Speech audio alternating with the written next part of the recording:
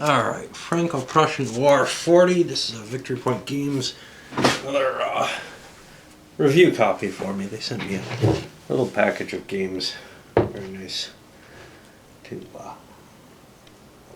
take a look at, because I never get around to playing those Victory Point games that I pick up. They look interesting, but then nobody seems too interested in them. So hopefully this is going to give a little bit more exposure now. Although I'm sure they get plenty from people with a bigger profile than I have. Alright. So, this is a small counter mix. Kind of, I don't know, people would want to call it card-assisted game. Because there are some actions you can use the cards for, but it's not your standard CDG type policy on it. Most of the cards actually have different values at different times in the game. Covering a topic that, upon reflection, you might of this game, you can kind of see partially why. That doesn't get a lot of coverage. It's an interesting war, but mainly one for foreshadowing what was to come, and then kind of being completely disproven. The lessons learned from the Franco-Prussian, the Austro-Prussian wars, many of them proved to be false dreams that ended up pursued in World War I, essentially. That sort of quick, striking, mobile victory. Now, that would have been available early in World War I, perhaps. Except the defenses were more organized.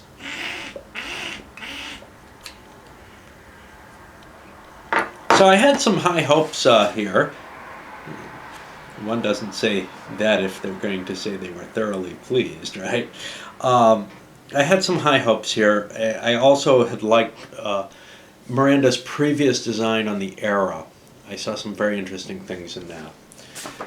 However, this game almost failed me completely, I think. Not in terms of sort of a fun value. I think you can set it up and play kind of a fun competitive game with it, and I'll get more onto that level, because in a lot of ways I think the Victory Point game, a lot of the people who play Victory Point games are more interested in a game with a historical trappings than they are perhaps with a simulation. But most of my viewers are probably more into a simulation, and that's where this kind of fails me. How much it fails me, I'm not sure yet. I would need to play it more, and it is somewhat, unpleasant to go through something once you've made the decision that at least a major part of it is not working for you. So, in particular here, the problem that I have has to do with the reaction phase. The non-phasing player is able to discard cards to move his units up, put you in his zone of control. You know, I intended to read through the notes again, but I don't think they really cover the issue that I have there. I think I've read it already.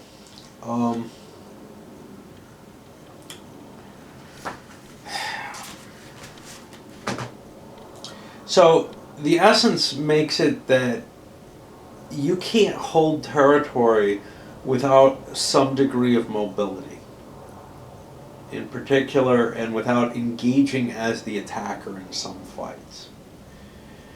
Unfortunately, that's involuntarily placed upon you. If you try to hold a line near the enemy can move up into your zone of control and essentially force you to attack him. And that opens up a whole can of worms.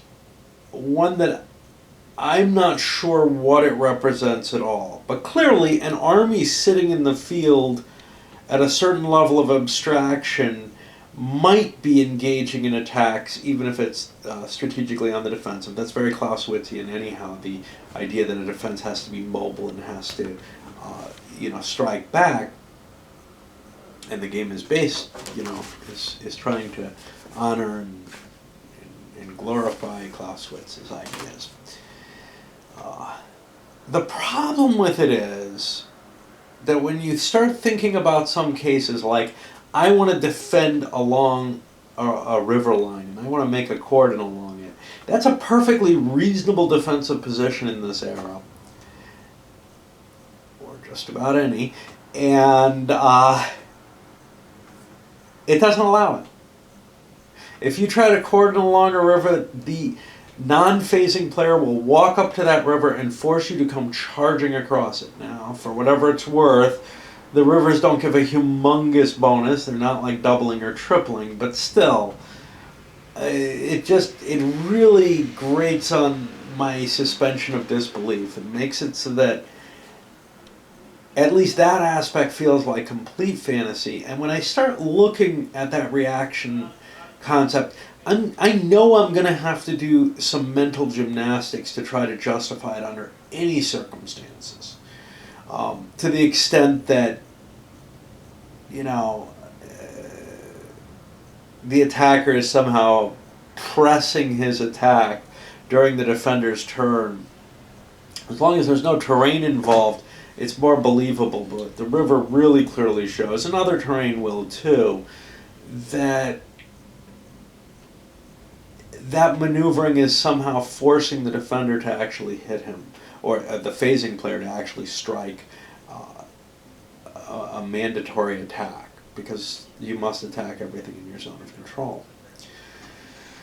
At core, a lot of the game is sort of this ultra simplified with very few counters, old style game. But then when you add to that the cards, this reaction move ability, and then you've got this weirdness of the friction points. So they're a mechanical tedium that's added to the whole engagement. Basically, you can use the friction points to do a series of different things, including reducing his combat strength, reducing his movement. You can prevent him from drawing a card. I didn't do many of these throughout the game. But each time you do one, you roll a die to see whether or not you spend the friction point, whether or not the action happens. Again, all that die rolling, all that kind of mechanical aspect to it. Okay, there aren't a whole lot of these being spent in a turn, but it does feel like a significant amount of my gameplay is spent rolling dice, either on the friction or on the combat tables.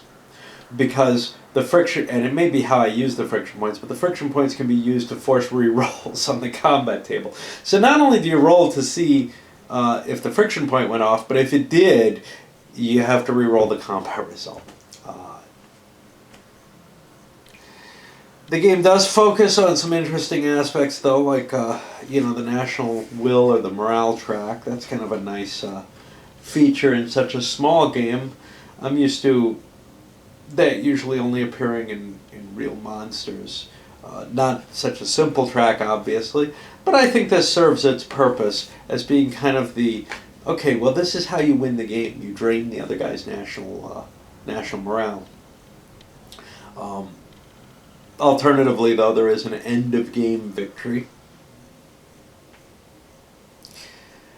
So anyway, that reaction movement is probably the biggest thing that just, to me, the more and more I thought about it, the more I'm saying, this just is not representing reality, and I might be able to bend my mind into believing that it does to some extent, but there are enough incongruities there that it's just not going to please me. So then let's look at it more from a competitive game.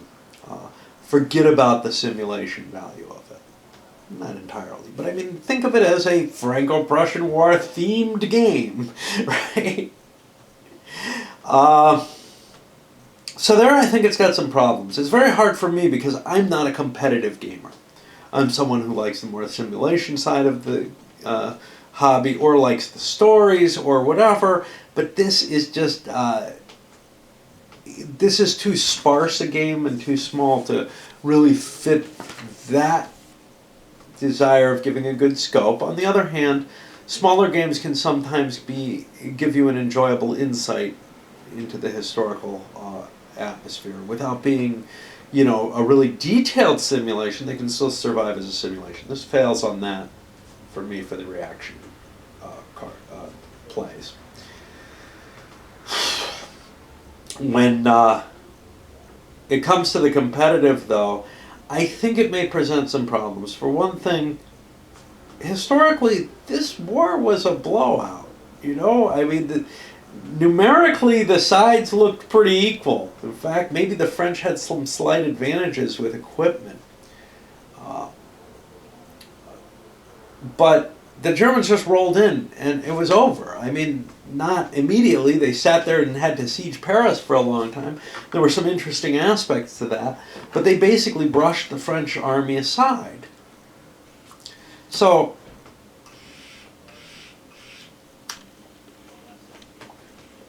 if you want to keep that dynamic in place,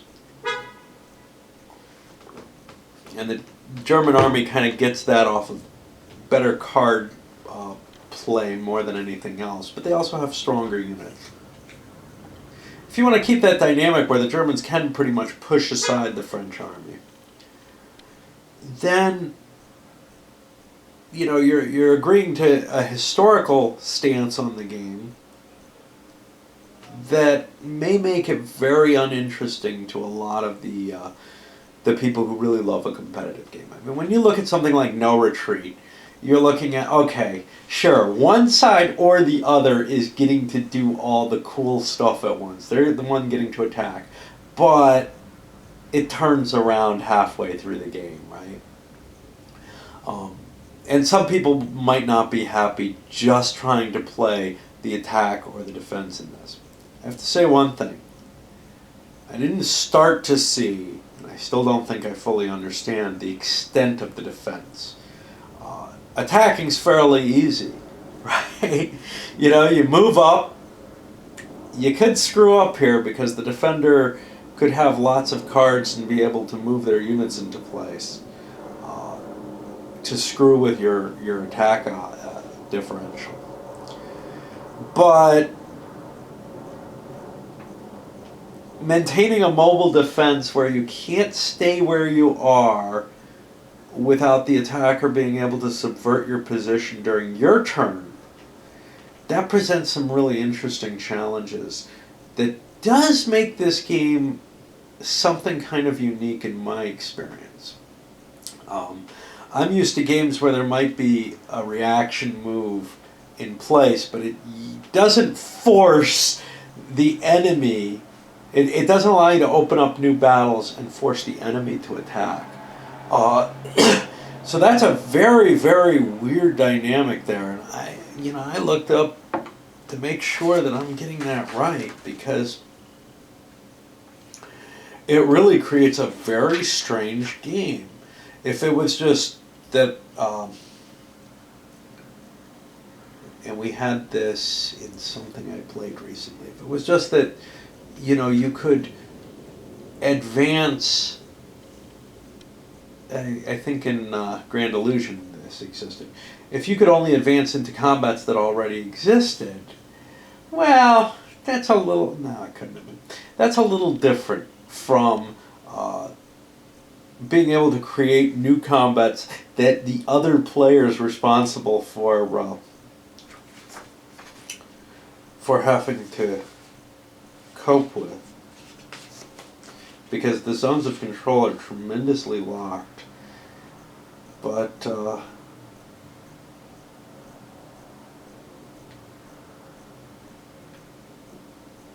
mean, it's very clear here.